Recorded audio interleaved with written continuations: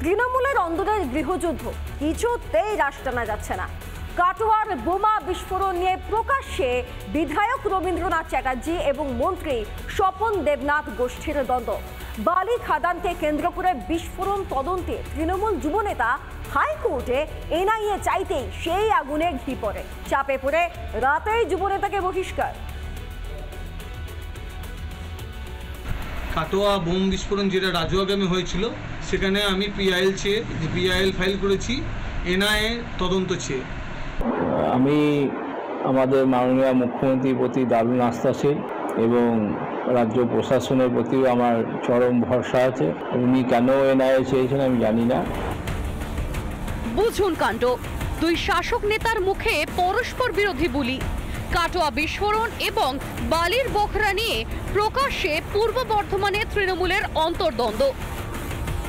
তৃণমূল কংগ্রেসের যুবর সহসভাপতি তিনি এবার হাইকোর্টের দ্বারস্থ হয়েছেন যে জাতীয় নিরাপত্তা এজেন্সিকে দিয়েই এখানে তদন্ত করা হোক যে কাটোয়ায় কী ধরনের বোমা বিস্ফোরণ হয়েছে। তার মধ্যে রাজ্য পুলিশ যে তদন্ত করছিল, কাটোয়া থানার পুলিশ, সেই তদন্তে তাদের ভরসা নেই। এই যুবর সহসভাপতি তিনি কিন্তু রাজ্যের মন্ত্রী স্বপন দেবনাথ, তার অত্যন্ত ঘনিষ্ঠ।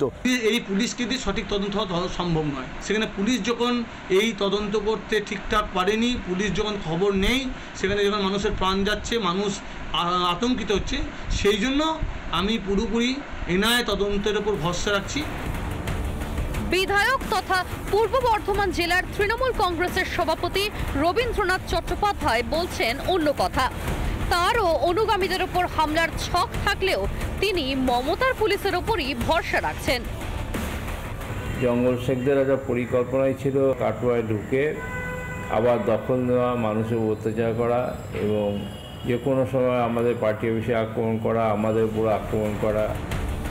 জেলা সভাপতি বনাম মন্ত্রী গোষ্ঠীর লড়াই, এর মধ্যে আবার রয়েছে বালি খাদানো।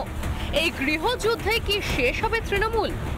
ওনারা ভালোভাবে জানেন যে এই কেন্দ্রীয় সংস্থা না এলে এই যে বোমা গুলি এসব যে আখড়া মানে বর্ধমান জেলা পরিণত হচ্ছে এই রবীন্দ্রনাথ বাবুর নেতৃত্বে, তো এর সুষ্ঠু তদন্তবার হবে না। আদালতে এনআইএ তদন্ত দাবি এবং তাকে ঘিরে কোন্দল প্রকাশ্যে আসতেই বুধবার রাতে ময়দানে নামে শীর্ষ নেতৃত্ব। দলবিরোধী কাজের অভিযোগে বহিষ্কার করা হয় যুব তৃণমূল নেতা শুভেন্দু দাসকে। এভাবে আর কতদিন শাক দিয়ে মাছ ঢাকবে তৃণমূল? রিপাবলিক বাংলা।